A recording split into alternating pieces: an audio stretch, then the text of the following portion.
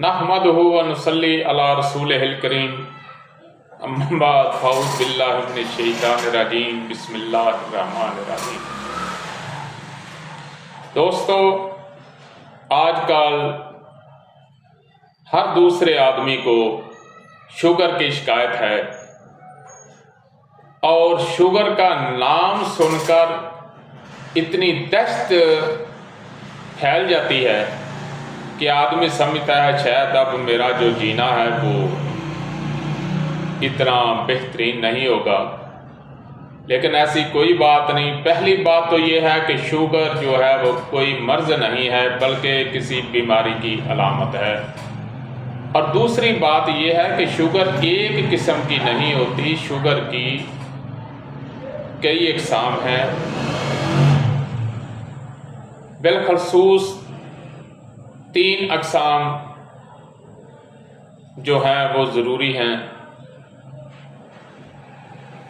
اگر آپ کی شوگر 300 سے اوپر ہے، 400 سے اوپر ہے، تو پھر آپ جو ہیں آپ کے جسم میں رطوبت جو ہے وہ زیادہ بڑھ گئی ہے، آپ کا لبا جو ہے وہ تحلیل میں ہے، وہ کام نہیں کر رہا، تو آپ جو کوئی چیز کھاتے ہیں وہ میٹھے کو ہضم نہیں کرتا، تو طب میں اس کو حلوۃ الدم کہتے ہیں، یعنی خون کا میٹھا ہونا۔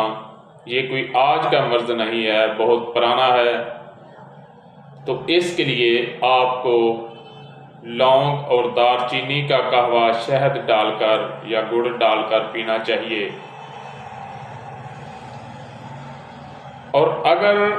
اور اس کی آپ کو جو خوراک ہے وہ آپ کو کھانی چاہیے، خشک چیزوں کا استعمال زیادہ کرنا چاہیے، چھہارے کا استعمال کرنا چاہیے، کالے چنوں کا استعمال کرنا چاہیے، کالے چنے پکا کر کھانے چاہیے، آپ کو کریلے کا اور چھوٹے گوشت کا شوربہ پینا چاہیے، کریلے کا سالن جو ہے وہ پکا کر کھائیں۔ تو یہ اعصابی شوگر ہے۔ اعصابی شوگر جو ہے یہ رطوبت کی زیادتی سے ہوتا ہے۔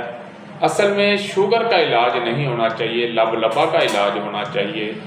آپ ساری عمر جو دوائی کھاتے ہیں اس سے جان چھڑائیں اور کسی قابل تجربہ کار حکیم سے علاج کروائیں، اور اس کے ساتھ غذا جو ہے اس کا بھی دھیان رکھیں، تو آپ کی شوگر انشاءاللہ ختم ہو جائے گی۔ اس میں آپ نے پھل جو ہے یہ ایک تو آڑو ہے اور ایک جاپانی پھل ہے یا پھر سٹاپی ہے، یہ زیادہ آپ کو فائدہ دیں گے۔ تو یہ بات ہمیشہ یاد رکھیں کہ شوگر جو ہے وہ بیماری نہیں ہے، علامت ہے۔ ہاں، اگر اس کا پراپر علاج نہ کیا جائے تو پھر انسان کے لیے وبال جان بھی بن جاتی ہے، پھر ہاتھ پاؤں کاٹنے پڑتے ہیں، نظر جو ہے وہ چلی جاتی ہے، گردے ڈائلسس کروانے پڑتے ہیں، ہارٹ اٹیک ہونے کا خدشہ ہوتا ہے۔ لیکن یہ ساری چیزیں جو ہیں یہ لاپرواہی اور غلط علاج کی وجہ سے ہوں گی۔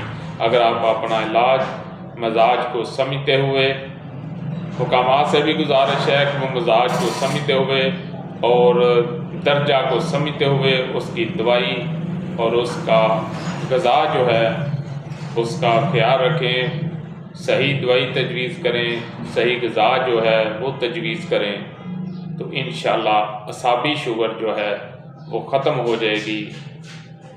جو اصل شوگر ہوتی ہے وہ اعصابی ہی ہوتی ہے، اور یہ بات ذہن میں رکھیں، یہ کوئی بیماری نہیں بلکہ علامت ہے۔ جی، اگر آپ کو ہماری ویڈیو اچھی لگی ہے تو اس کو سبسکرائب کریں، لائک کریں، شیئر کریں، تاکہ قانون طب کے مطابق ہماری ہر ویڈیو آپ تک پہنچتی رہے۔